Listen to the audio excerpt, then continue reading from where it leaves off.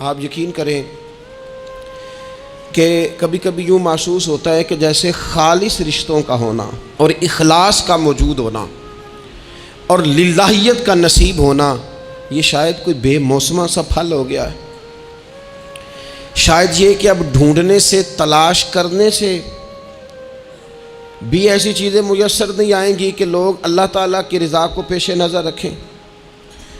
اور پھر اب تو اس طرح کا ماحول ہو گیا ہے کہ چونکہ زیادہ لوگ جھوٹ بولتے ہیں اللہ ماشاء اللہ، تو بیچ میں سچ بولنے والا عجیب لگتا ہے. چونکہ زیادہ دکانداری ہوتی ہے تو کوئی اخلاص کا مظاہرہ کرتا ہے تو وہ عجیب لگتا ہے. چونکہ زیادہ اللہ معاف فرمائے کہ دھوکہ دہی کا بازار گرم ہے تو اب یوں محسوس ہوتا ہے کہ جیسے کوئی بندہ کہہ رہا ہے میں صحیح سے چلوں گا تو لوگ سمجھتے ہیں شاید کوئی اداکاری کر رہا. حضور علیہ السلام نے جو لوگوں کے حق میں اپنی طبیعت میں نرمی پیدا کی، آپ یقین کریں بڑے سارے لوگوں سے ملنے کو جی چاہتا ہے لوگوں کا، ان کے پاس جانے کو، بیٹھنے کو، من کی باتیں کرنے کو. بہت سارے لوگ ایسے ہوتے ہیں جن کے بارے میں ہماری خواہش ہوتی ہے کہ بندہ بڑا اچھا ہے، لیکن اس کے پاس اگر چل کے جائیں گے تو ہمارے سٹیٹس کا کیا بنے گا؟ اگر ہم جا کے اس کی مجلس میں بیٹھ گئے تو وہ جہاں ہم خود میرے مجلس تھے اس کا کیا بنے گا؟ اگر ہم کسی شخص کی طرف بڑھ گئے، آگے بڑھ کے ہم نے 2 قدم آگے جا کے گرم جوشی سے اس کا استقبال کیا تو کوئی شخص یہ نہ سمجھ بیٹھے کہ یہ تو کوئی لو سٹینڈرڈ رکھتا ہے.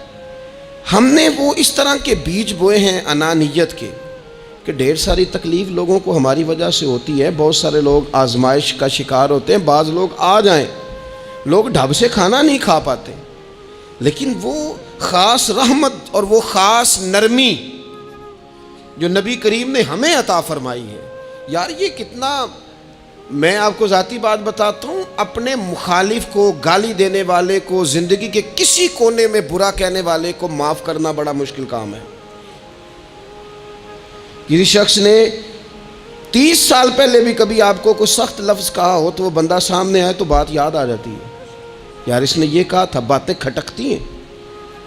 کسی مقام پر کھڑے ہو کر کسی جگہ پر کسی بندے نے آپ کو تکلیف دی ہو، بندہ اس جگہ پہ آئے تو وہ چیز کھٹکتی ہے. لیکن یہ اعزاز صرف رحمت للعالمین محبوب کا ہے کہ حضور کے سامنے جب وہ لوگ پیش ہوئے، حضرت وحشی جیسے کہ جنہوں نے پورا وجود کاٹ دیا تھا حضرت امیر حمزہ کا اور کان ناک آنکھیں نکال دی تھی، انہوں نے آ کے عرض کی حضور ہمارے جیسے گناہ گار بھی آئیں تو معافی ہو جاتی ہے. فرمایا ہو جاتی ہے تو پڑھ کلمہ، ہم فوراً ہی معاف کر دیں گے. اور جو فتح مکہ کے موقع پر نبی پاک علیہ السلام نے فرمایا ہے نا، فتح مکہ کے موقع پر، وہ تو بات ہی بڑی انوکھی ہے. انہوں نے کہا تھا آپ ہم سے کیا سلوک کرنے والے ہیں؟ تو فرمایا سلوک کیا کرنا ہے؟ جو پیچھے ہو چکا ہے نا اس کا ذکر بھی نہیں کرنا، کتاب کے پچھلے صفحے پلٹنے ہی نہیں، یاد ماضی یہ عنوان چھیڑنا ہی نہیں. جو ہو گیا سو ہو گیا. یہ خاص رحمت کاملہ اللہ تعالیٰ نے اگر عطا فرمائی ہے تو میرے اور آپ کے پیارے رسول ہی کو عطا فرمائی ہے. یہ خاص جذبات اور یہ خاص کیفیات حضور نا، دیکھو ماں باپ جو ہوتے ہیں نا اولاد کے حق میں بڑے شفیق ہوتے ہیں. میں بڑی ذمہ داری سے بات کرنے لگا ہوں. ماں باپ کے ساتھ اگر کوئی سب سے بڑھ کے زیادتی کرتا ہے تو کرتی بھی اولاد ہی ہے. بڑا کچھ کر جاتے ہیں بچے، بعض ایسی باتیں بھی کر جاتے ہیں کہ جو اسے نہیں کرنی چاہیے، لیکن کہو نہ والد صاحب سے کنارہ کر دیں بچے سے، جس کے 9 بیٹے بھی ہیں اسے بھی کہو نا کہ تو کر ذرا کنارہ کر کے دکھا. نہیں کر سکتا. وہ شفقت پدری جو رب نے اس کے سینے میں رکھ دیا وہ کیسے نکالے گا؟ 20 دفعہ غصہ آیا تو اس نے پلان کیا کہ آج کے بعد نہیں، ختم.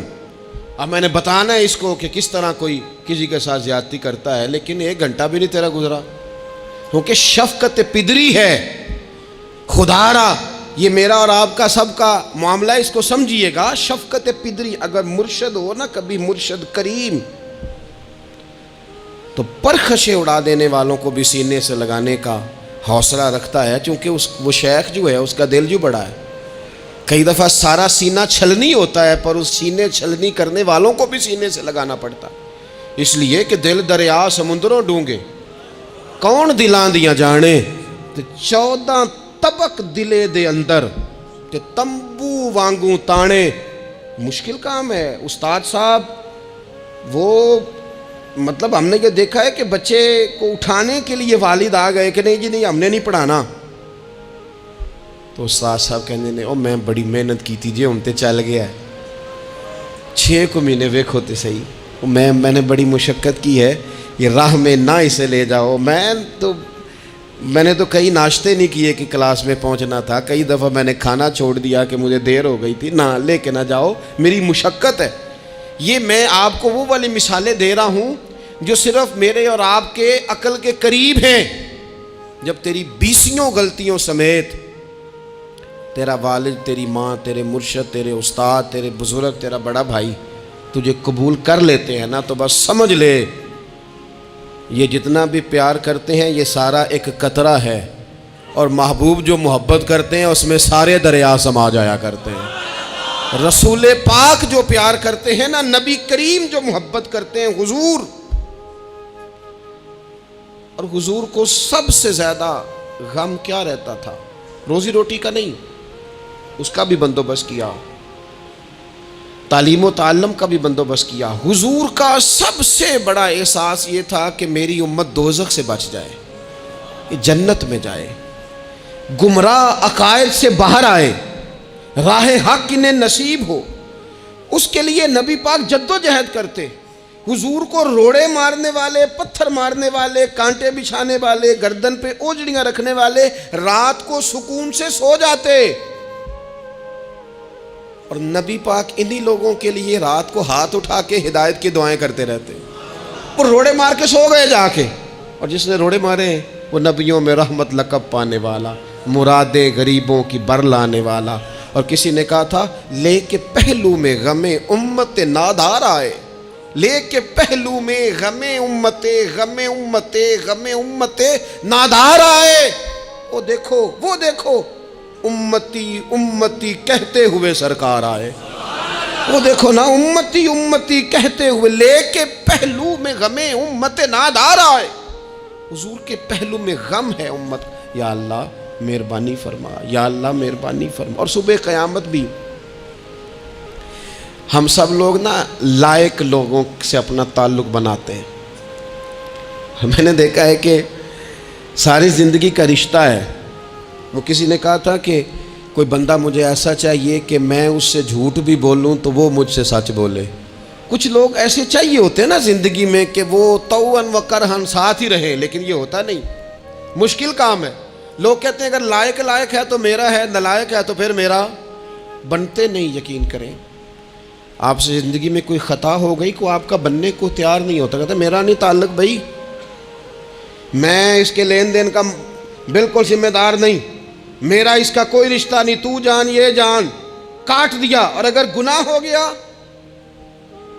غلطی ہو گئی، انسان سے ہو جاتی ہے، اپنی ساری غلطیوں سمیت اپنے آپ سے پیار ہے، اور دوسرے سے ایک ہو جائے تو۔ لیکن کچھ لوگ ایسے ہوتے ہیں، حضور غوث پاک کے مدرسے کے اساتذہ نے کہا تھا حضور سبق بانٹنے ہیں، پیریڈ لگانے ہیں، آپ کو کون سی کتاب دے دیں، فقہ، اصول، تفسیر، حدیث، کیا پڑھائیں گے؟ تو آپ فرمانے لگے نہیں، تم مجھے سبق نہ کوئی دو، تم اس طرح کی تقسیم کرو کہ لائق بچے سارے تم رکھ لو، نالائق سارے مجھے دے دو۔ حضور علیہ السلام نے فرمایا قیامت کے دن جو بڑے بڑے گناہگار ہوں گے نا، بڑے بڑے، وہ میری چادر کے نیچے چھپے ہوئے ہوں گے۔ چور حاکم سے چھپا کرتے ہیں یا اس کے سوا، تیرے دامن میں چھپے چور انوکھا تیرا۔ اور حضور ہمارے وکیل نہیں، حضور ہمارے شفیع ہیں، حضور ہماری وکالت نہیں کریں گے، حضور ہماری شفاعت کریں گے۔ وکیل وہ ہوتا ہے جو کٹہرے میں کھڑا ہو کے جج صاحب سے کہتا ہے اس نے کوئی جرم نہیں کیا، بلا وجہ الزام لگایا گیا ہے، اس نے کوئی خطا نہیں کی، یہ ذاتی اناد پال رہے ہیں، یہ بندہ ہی بڑا اچھا ہے، یہ تو تھا ہی نہیں موقع پہ، اس نے تو کیا ہی کچھ نہیں، وکالت کرتا ہے اسے معاف کر دو، یہ وکیل ہوتا ہے۔ اور شفیع وہ ہوتا ہے جو کہتا ہے اس نے سارا کچھ ہی کیا ہے پر میں جو آ گیا ہوں، سارے جرم اس نے کیے ہیں پر میں آ گیا ہوں نا، میرا آنا دیکھا جائے اور اسے معاف کر. تو نبی کریم علیہ الصلاۃ والسلام نے خاص، اور پھر کچھ ایسی چیزیں جو بالکل سادی تھیں، اس کا بھی نبی پاک صلی اللہ تعالیٰ علیہ وسلم نے لوگوں پر بوجھ نہیں ڈالا. حضرت سیدنا ابن مسعود رضی اللہ تعالیٰ عنہ فرماتے ہیں، مسلم شریف میں موجود ہے، کہتے ہیں حضور ہمیں کبھی کبھی بات سنایا کرتے تھے، ہر روز تقریر نہیں سناتے تھے. یا رسول اللہ صلی اللہ علیہ وسلم ہمارا دل کرتا ہے. فرمایا میں نہیں چاہتا کہ تم تکلیف میں آ جاؤ. حضور فرماتے ہیں میں لمبی نماز پڑھانا چاہتا ہوں، پیچھے سے کوئی بچہ رو پڑتا ہے، میں اللہ کی نماز مختصر کر دیتا ہوں. نبی پاک صلی اللہ تعالیٰ علیہ وآلہ وسلم کی عادت مبارکہ تھی. حضور سواری پہ چل رہے ہوتے تھے تو کوئی غلام ساتھ چلنا چاہتا تھا تو فرماتے تھے تو میرے ساتھ آ کے سواری پہ بیٹھ جا. یا رسول اللہ میں آپ کے ساتھ نہیں بیٹھ سکتا، میں تقاضا ادب ہے کہ میں آپ کے ساتھ نہ بیٹھوں. تو حضور فرماتے پھر واپس چلا جا، میری طبیعت گوارا نہیں کرتی کہ میں سواری پہ چلوں اور میرے ساتھ جو لوگ ہیں وہ پیدل سفر کریں.